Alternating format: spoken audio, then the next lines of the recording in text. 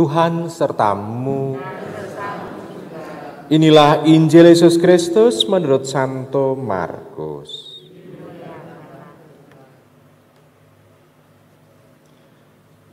Pada waktu itu Yesus bersabda kepada orang banyak, "Beginilah hal kerajaan Allah itu. Seumpama orang yang menaburkan benih di tanah, lalu pada malam hari ia tidur, dan pada siang hari ia bangun, dan benih itu mengeluarkan tunas, dan tunas itu semakin tinggi, bagaimana terjadinya tidak diketahui oleh orang itu. Bumi dengan sendirinya mengeluarkan buah, mula-mula tangkainya, lalu bulirnya, kemudian bulir-bulir yang penuh dengan isinya kemudian butir-butir yang penuh dengan isinya dalam bulir itu.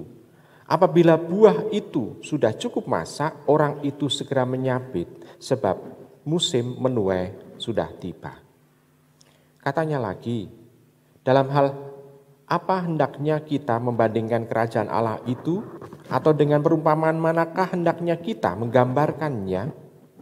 Hal kerajaan itu seumpama biji sawi yang ditaburkan di tanah. Memang biji itu yang paling kecil daripada segala jenis benih yang ada di bumi. Tetapi apabila ia ditaburkan, ia tumbuh dan menjadi lebih besar daripada segala sayuran yang lain dan mengeluarkan cabang-cabang yang besar, sehingga burung-burung di udara dapat bersarang dalam naungannya.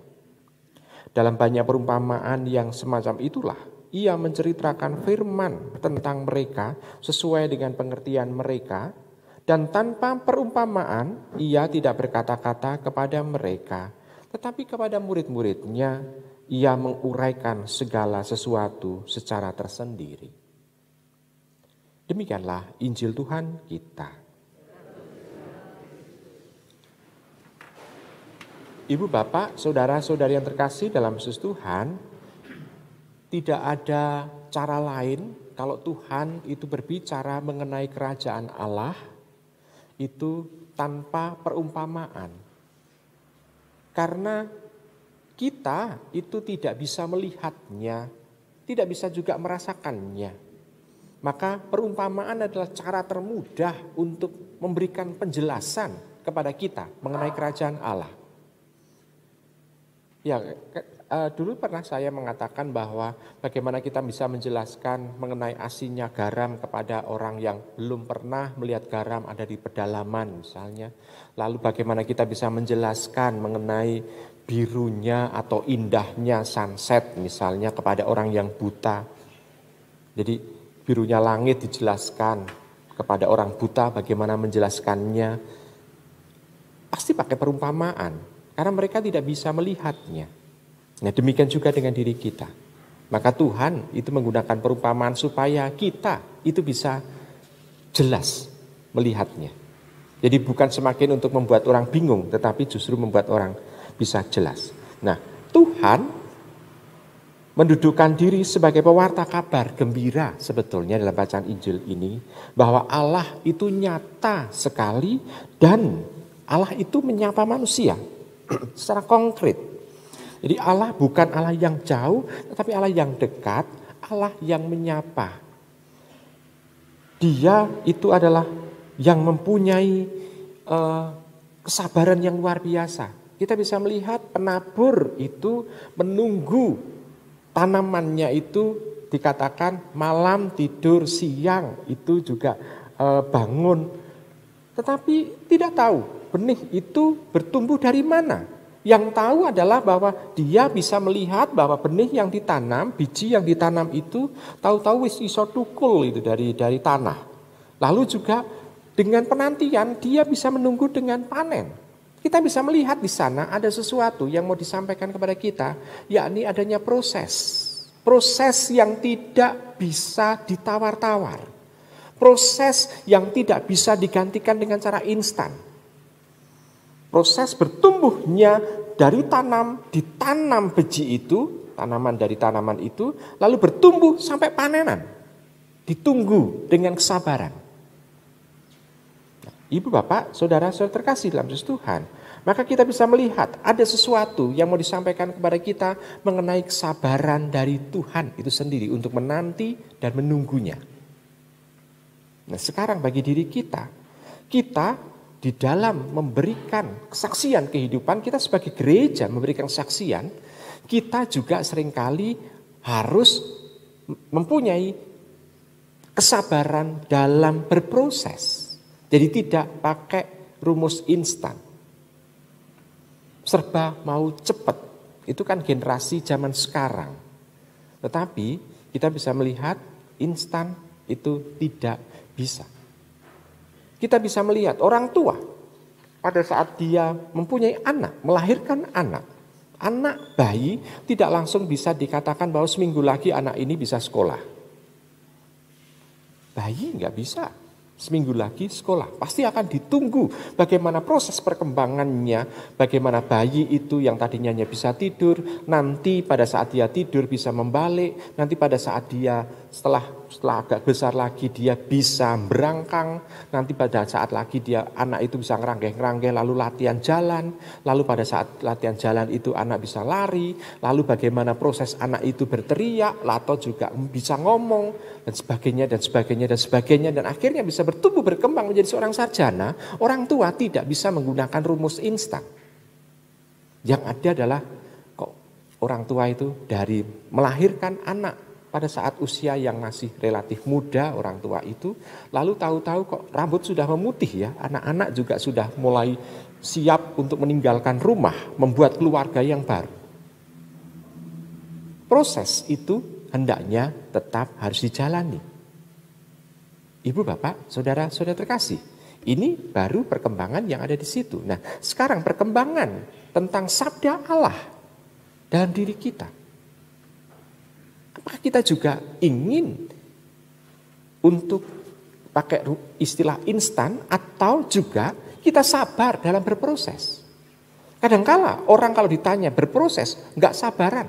Orang inginnya adalah kalau dia berhadapan dengan Tuhan, secepat kilat Tuhan itu mengabulkan semua apa yang dimintakan kepada dia. Yang namanya itu berproses, menanti, menunggu apa yang menjadi kehendak Tuhan, itu seolah-olah itu menjadi sesuatu yang tanda tanya besar bagi diri kita. Nah, ibu, bapak, saudara-saudara terkasih, maka kita diharapkan mampu untuk menunggu proses itu.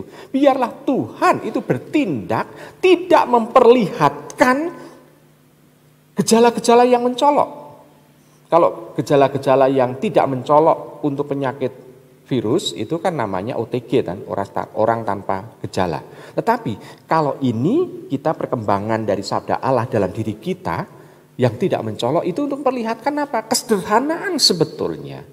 Kesederhanaan, bukan kemewahan, bukan kemegahan, dan bukan pula rencana Allah itu terwujud itu dengan hal-hal yang hebat. Namun dari hal-hal yang biasa. Di situ untuk memperlihatkan bahwa Tuhan itu hadir bersama dengan kita. Tuhan mendampingi kita. Sehingga sabda Allah bisa bertumbuh, berkembang sesuai dengan kehadirannya. Maka kita sebagai gereja tidak lalu mengatakan bahwa kok gereja kita hanya sedikit ya orangnya. Dan di Kabupaten Temanggung itu hanya ada 2 paroki saja ya. Padahal orang Katolik di Temanggung itu sudah mulai sejak dibaptis yang pertama dicatat di dalam buku baptisan kita sejak tahun 1938. Tetapi kok orang Katolik di Kabupaten Temanggung ini kok hanya ada 2 paroki saja ya. Paroki-paroki yang lain dalam usia paroki yang lama, lebih dari 60 tahun, biasanya sudah punya cucu. Kita hanya punya anak saja 1, yaitu Paraan. Ibu, bapak, saudara terkasih, Tuhan tidak menginginkan di sana sebetulnya, kalau kita melihat, membaca perspektif itu, menginginkan cepat bertumbuhnya, tetapi proses. Yang jelas adalah bagaimana kita sebagai gereja, anggota gereja yang hidup ini bisa menumbuh kembangkan dan sabar dalam berproses itu. Biji yang ditanam bisa tumbuh berkembang karena bisa menggunakan tanah sebagai medianya. Kita pun juga bisa bertumbuh berkembang menggunakan media masyarakat di dalam Temanggung ini untuk menumbuh kembangkan iman kita. Sehingga iman kita itu bisa dikenali oleh banyak orang. Dan itu tergantung dari diri kita sendiri sebagai gereja yang hidup di sini. Kalau kita semakin malu-malu, semakin menarik diri, justru kita tidak akan bisa mengembangkan gereja yang ada di sini pula. Ibu, bapak, saudara, saudara terkasih dalam Yesus Tuhan. Kita dipanggil sebetulnya untuk menumbuh kembangkan. Lalu bagaimana bisa menumbuh kembangkan? Penabur tidak pernah tahu bagaimana biji sinapis yang diterjemahkan di dalam kitab suci kita adalah biji sesawi. Dan kalau ditanya besarnya seberapa, ya panjenengan ambil aja ballpoint, lalu membuat titik di dalam kertas, nah besarnya ya segitu, hanya titik itu aja sedikit. Dan besarnya bijinya hanya segitu. Nah itu ditanam, bertumbuh berkembang bisa menjadi pohon. Tetapi sang penabur dari tanaman itu, benih itu tidak tahu bagaimana benih yang kecil itu bisa bertumbuh berkembang. Yang tahu adalah diletakkan di media tanah, lalu bisa bertumbuh berkembang. Kita juga seperti itu sebetulnya. Dalam menumbuhkan sabda Allah dalam diri kita, kita harus bisa merasakan dan mengalami bahwa media yang ada di tengah kita, dalam masyarakat kita ini, kita juga diperlengkapi oleh Tuhan untuk menumbuh kembangkannya. Pendampingan Tuhan, dampingan Tuhan. Roh Kudus sendiri diberikan untuk kita mampu bertumbuh berkembang. Memang dalam bertumbuh berkembang ada benih yang mati juga. Sehingga kita tidak boleh menyesali bahwa dia tadinya orang Katolik yang sungguh-sungguh semangat, sungguh-sungguh hidup gerejanya baik, kok tiba-tiba meninggalkan gereja. Itu berarti tampak bahwa benih itu yang tadinya bertumbuh berkembang akhirnya mati. Nah kita tidak lalu mengatakan bahwa dengan matinya itu lalu mati juga sekumpulan tanaman itu. Kita tetap harus bertumbuh berkembang. Yang kita bisa lakukan adalah mencoba untuk menumbuh kembangkan, menjaga pertumbuhan yang ada di dalam kehidupan kita. Ibu, bapak, saudara, saudara yang terkasih dalam Yesus Tuhan. Tanaman yang tumbuh, yang dari benih yang kecil itu, akhirnya menjadi tempat yang bisa untuk berteduh, tempat yang bisa untuk hidup serangkaian burung. Jadi kita bisa melihat tanda bahwa sabda Allah dalam diri orang itu sungguh-sungguh hidup ditandai dengan makna dari tumbuhnya sabda Allah dalam diri orang itu dan bermakna bagi sesama. Tidak hanya bermakna bagi diri sendiri, tetapi bermakna bagi sesama. Bertumbuh, berkembang, bisa menjadi tempat naungan, menjadi tempat hidup beberapa burung. Maka kepentingan bersama itu menjadi ukuran bahwa sabda Allah itu berhasil atau tidak. Maka keberhasilan kita ini juga dilihat dari itu. Apakah kita bisa mempunyai makna bagi kepentingan bersama, tidak hanya untuk diri kita sendiri dan kita hanya seolah-olah menjadi egois saja. Semua itu demi diri kita dan kita mencari kemegahan, kemewahan. Tidak. Namun kita bertumbuh, berkembang seolah-olah ada kekuatan dari dalam diri kita ini untuk bisa memperkembangkan diri. Nah, ibu, bapak, saudara, saudari yang terkasih dalam Yesus Tuhan. Sebetulnya makna di sini dalam Injil ini, perumpamaan ini mau mengajak kepada kita, mari kita bersama-sama untuk menumbuh kembangkan sabda Allah yang sudah ditanam oleh Tuhan dalam diri kita ini supaya hidup kita ini menjadi hidup yang bermakna dan kita tidak bisa dengan cara instan tetapi dengan proses. yang selaras dengan apa yang dikehendaki oleh Tuhan dalam kehidupan bermasyarakat kita. Selamat merenungkan.